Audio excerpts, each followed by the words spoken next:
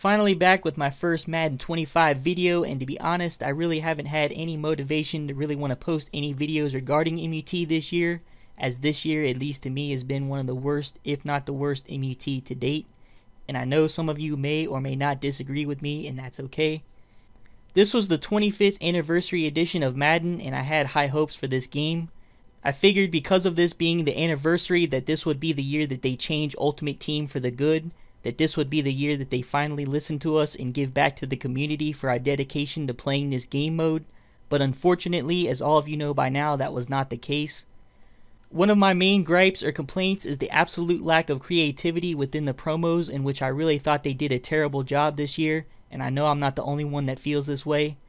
If you thought the puzzle pieces were bad last year, these collectibles are on a whole nother level. I'm going to quickly run through some of the more main anticipated promos we had this year. Not going to run through all of them, but at least the ones which should have been good based on past MUT history. One of the first promos, which is the Halloween promo, they put out a bunch of mid to high 80 overall most feared players in packs. And the catch was that for 3 days from October 30th to November 1st, all of these players would turn into 99 overall players. Now this wasn't a bad idea, but the major problem was that after November 1st, these players went back to their original overall, and the only way to get a good player out of this promo was to complete the most feared collection. Completing that collection would require you to collect all 18 most feared players, which was a task in itself. Needless to say, I didn't take part in this promo, nor did I waste my time pulling packs. Thanksgiving was one of our first introductions to the mini collectibles. They put out 4 different tiers of Thanksgiving food: bronze, silver, gold, and elite, all of which had to be collected to receive rewards. The only ones worth your time completing were the ones which entitled you to receive a cornucopia pack, which in return would guarantee you to receive a Thanksgiving MVP player at random. This was actually one of the first promos in which I was able to capitalize on and make a lot of coin. I actually chose not to complete any of the collections and instead bought and resold a lot of the elite food collectibles. The problem with this promo was the fact that you couldn't individually search for any of the collectibles that you needed, thus creating an auction block filled with a ton of high-priced food collectibles. You were actually better off, instead of completing the collections, to just buy out the reward card you wanted versus taking the chance of receiving a card that you didn't want, as some of the reward cards from those packs were not that valuable. The Christmas promo, which in recent past is normally one of the more bigger anticipated promos of the year, turned out to be nothing more than a big coin and money pit. Again, we were introduced with more collectibles, this time 12 for the 12 days of Christmas. Seems simple enough, however, for whatever reason, this time they chose not to make these collectibles auctionable or tradable. So basically, in order to get all 12 of these collectibles, you were forced to pull packs each of the 12 days. So even if you were the luckiest pack puller on MUT, at minimum, to complete one of these past, present, or future collections, it was going to cost you 90,000 coins. And I guarantee not everyone was able to pull one of those collectibles on their first pack each day. So in other words, just like Thanksgiving, you were way better off buying the actual reward card off the auction block that you wanted. They also had a collection each day which gave you a pack to receive an out of position player. Not that significant of an award, but there were a couple that were pretty decent. The Pro Bowls were next with, surprise surprise, more collectibles. 56 total cards were needed to complete the 2 main collections, or you could choose to throw them in one of the many worthless coin reward collections. Either way, at least this time, unlike Christmas, each pack contained 1 collectible, and they at least made these collectibles tradable. So I was able to finish both of these collections on PS3 without too much of a problem. You had the Super Bowl coin-up cards, in which the coin rewards were not anywhere close to what they were like in recent past. And then if you weren't tired of them already, we also had Super Bowl collectibles, in which this promo was basically identical to the Thanksgiving promo, except for each of the collections guaranteed that player as the reward. The silver and golden tickets, which the week they released, I happened to be on vacation, so I was unable to pull for any of those. They are now halfway through releasing those, and most of them to this point have been pretty good.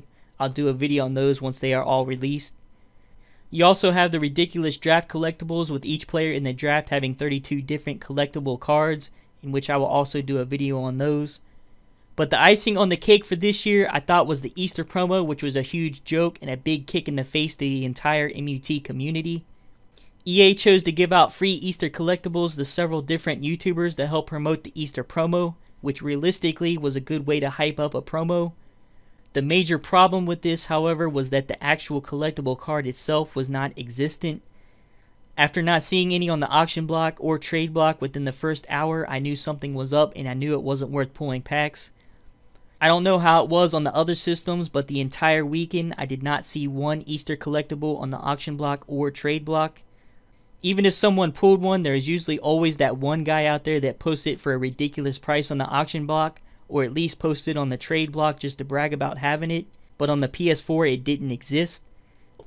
The sad part about the whole deal was that the card itself entitled you to receive past cards that were already released, most of which now have already been outdone, some of which are not even auctionable. Either way, they missed a great opportunity here now that the season was over to give back to the community for their continued support of playing this game mode, but instead chose greed, which pretty much put an exclamation point on how this year with MUT has been. I will admit, at the beginning of this year, I spent a few bucks on packs, but honestly, who didn't? Incentives are never usually great, so I don't mind spending a little to get my team started. Some of you guys are buying bundles every weekend left and right, and I don't see how you guys do it, especially when that bundle of packs costs more than the game itself. If you are one of those that do buy bundles, I have no problem with that. Maybe it's your hobby or whatever, but I just know that I couldn't do it.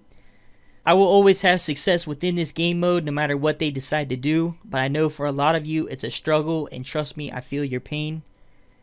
I know I haven't really said anything positive about MUT recently, but I speak the truth, and I would say a good majority of the MUT community feels the same way that I do when I look at what they have done up until this point. I really don't even understand why they have EA Game Changers, because EA has done nothing to change the game. We are in the 5th, approaching the 6th year of MUT, and the only thing they have done is change the way the cards look, allow us to have more cards in our reserves, and allow us to set our own prices on cards. Outside of that, there has been no significant changes to MUT, and by significant changes, I don't mean by adding new legends or packs or things like chemistry, which they took away for a year and then brought it back as if it were new. After what has happened this year, it only makes me wish I could create my own game, because having played every year to understand the game, I guarantee I could make it more enjoyable and affordable than what it has become now. It's sad to see this because I really do love this game mode. It's what got me started and why I continue to make videos. But unfortunately, the only way I see this game mode changing is for them to have competition, and right now they have none, and until that happens, I only see this game mode getting worse. So that's really all I have for this video. I could go on and on about other things I could care less about for this year, but there really is no point. It is what it is. The year's over. I do, however, plan to make a positive video here within the next week about your perfect MUT. So basically what I need from you guys is all of your ideas that would make MUT a lot better than what it is today. You can write that in a comment below, and over the next week I will go through and pick out some of your ideas and add them to that video. Again, I apologize for not having made any videos this year for MUT. That will all change. I just can only hope that after this year, EA starts to wake up and finally listens to us, the community, and makes the much needed changes to this game. Until next time, this is Infamous, and I will see you all in my next video. Peace.